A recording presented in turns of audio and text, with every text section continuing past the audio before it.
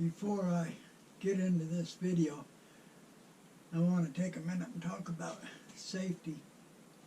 And we all know if you put a big piece of wood on a lathe and spin it around, it's not safe. They will come off and they will hurt people. They have and they're going to. Faceplate probably hold them the best, but they still come off faceplates and hurt people. Scroll jaws, scroll chuck, next best bet. They hold them pretty tight. But wood comes off of scroll chucks and it hurts people. They get hurt. Now, cold jaws don't hold as good as a scroll chuck. Not near as good as a faceplate. But they're not made to hold a big heavy chunk of wood. They're made to hold reverse turn and stuff like that. Maybe hold a segmented ring's what I use them for. But I have had pieces come off and hurt me.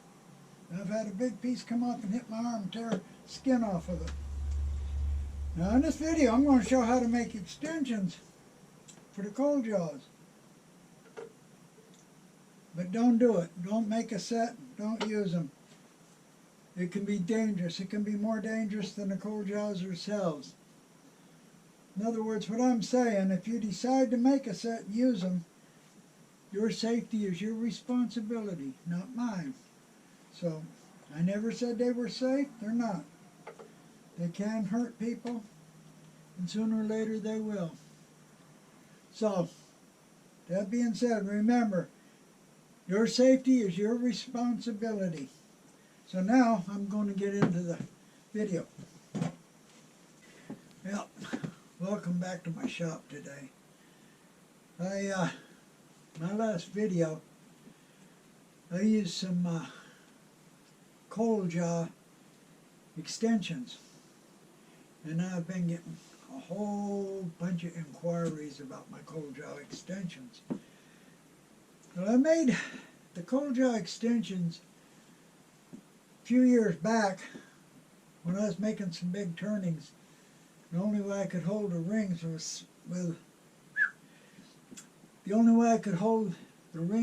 was with some extensions. I was using at that time, the cold jaws I had were these jaws right here.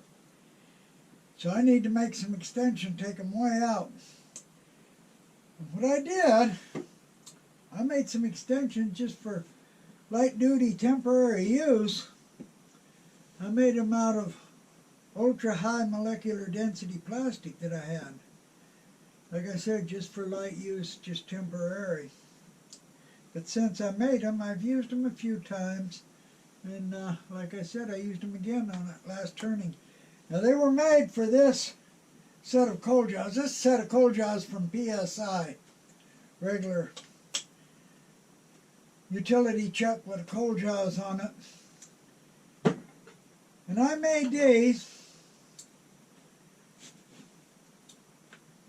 I made these with two bolts that will fit in any two sets of holes. But you can see I got them mounted 3 different places. And I also put 3 holes to mount the pegs in, which worked out okay. But now what I'm going to do today, I'm going to make another set. I'd really like to make a set from iron, or steel rather.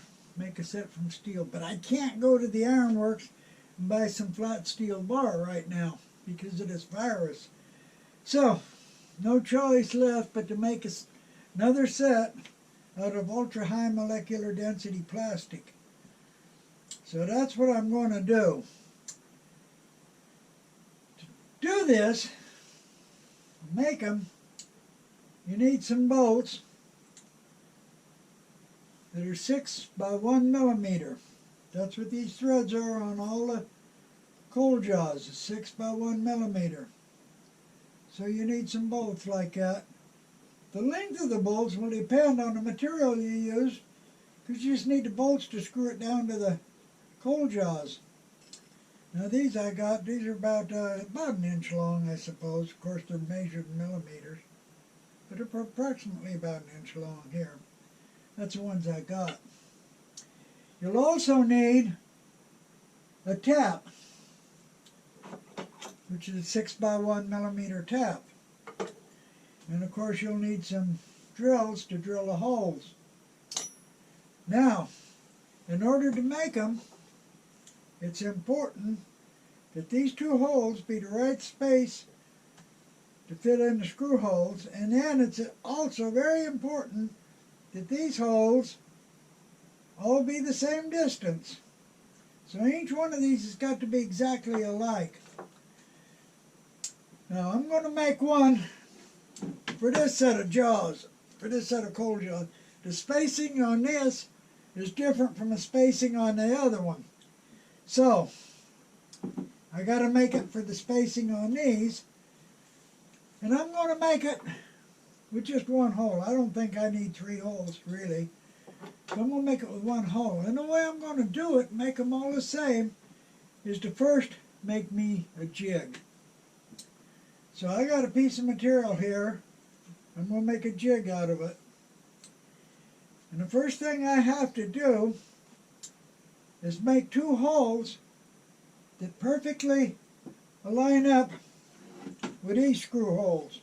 Now I measured them and remeasured them and measured them again, and I think I finally got the measurement right. In fact, that's what I did, was I measured from the closest one to the furthest one, and then divided by 5, which give me a much better reading. And I come up with a reading of 0.4748. I scribed it, and then I center punched it. Now I'm going to drill a hole in it big enough for a 6 millimeter bolt to go through.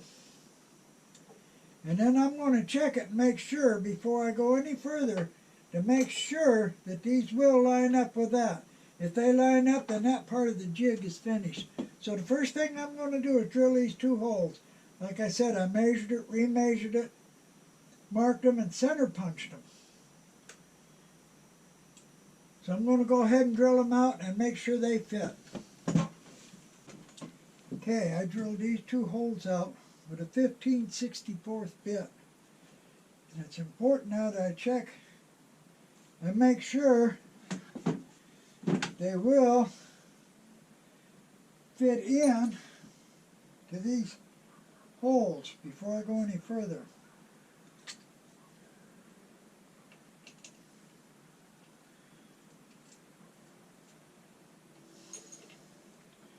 If they don't fit, now how about that? They screw right in. So, the spacing on these is correct. So that part of the jig is finished.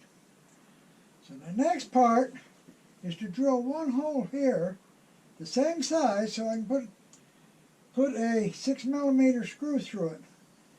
And I'm going to come out however far I deem I want to come out from the edge. So I'm going to figure that out here in just a second. Okay, got 2 holes in the jig that match the holes in the coal jaws. Then I come out 2.5 inches and put another hole, all of them 15/64, so I can pass a 6 millimeter bolt through it. Show you what I'm going to do later. Now, the distance from this hole to here is not critical, it's just how far out I want them. So the jig will make all the extension pieces the same. So now that I got the jig built, I'm going to take the extension pieces and I'm going to drill a hole close to the end on each one.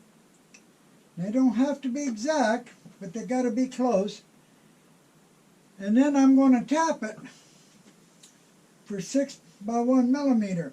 So I'm going to use an 11/64 drill bit on all of them, and then tap a hole in each one of them there, about 1/4 of an inch from the end. Okay, I got a hole drilled in the end of each one. I come in 0.3 inches and put it in the center. Well, as good as I could. They're not perfect. I used 11/64 bit. Now, they're not perfect here. Makes no difference. What makes a difference is the distance between the holes, and that's what the jig is going to be for. I'll show you later. What I'm going to do right now is take the 6x1 tap and tap a hole, or tap the hole in each one for 6mm threads.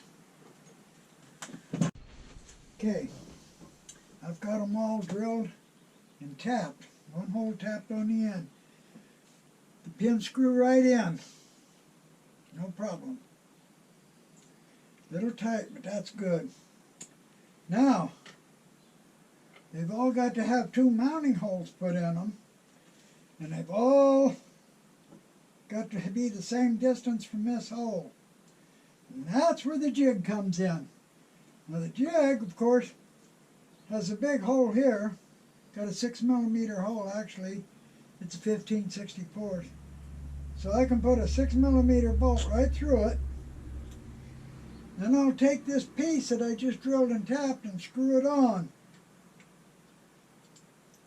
Just screw it right on. Okay, I've got one of the extension pieces drilled or screwed down to my jig. Now all I've got to do is line the holes up, center, take it over to drill press and drill them through. Then bolt the next one down and drill them. And they'll all come out the same that way. So that's exactly what I'm going to do. Clamp them down, drill the 2 holes using this as a guide. Okay, it's screwed down. And by using this as a guide, drill 2 holes in the center.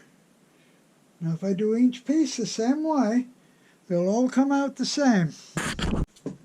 Okay, I've got 8 of them made, 8 of them mounted. I just arbitrarily mounted them in one set of holes. It'd be better if they were made of steel, but I can't go to Ironworks right now. When the virus is over, maybe I can go to Ironworks and get me some flat bar and remake them, but they'll work good. As long as you don't take the pins in and out too many times. You can remove them, put them back a few times, change the pins, but not too many. The important thing is the distance between the holes in them. They might not be perfectly centered, but the relationship between all the holes is the same on each one. So if I measure from here to here, I get 15 1/4. If I measure from this one, I get 15 1/4. If I measure from this one, I get 15 1/4. If I measure from this one, I get 15 1/4. So yeah, they're all the same, which is important. So I ain't got them all the way tightened down right now because I'm going to pull them off. I'm not going to use them. I'm going to store them. But that's how quick and easy I made a set of extensions. Like I said, I used ultra high molecular density plastic. You can get that at any woodworking store. They come in different colors. I happen to have some black that I cut up. The bolts, you can get them at Fastenal. You can get them at Amazon. You can get them at quite a few different places. 6mm by 1. The length depends on how far down you have to go with them. The tap, you can get that at Fastenal. You can probably get that from Amazon. You can get that quite a few places. A 6x1 tap. Basically, that's all you need, some drill bits. Now, I use 15/64 and 11/64. 11/64, of course, make the hole for the tap.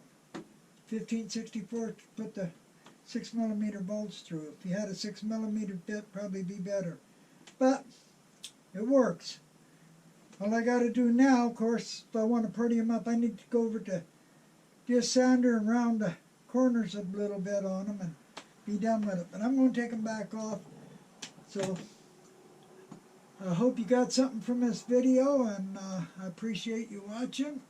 I really appreciate those that subscribe, and please come back and see my next video. And I'm going to leave my email up here if you have any questions. Thank you.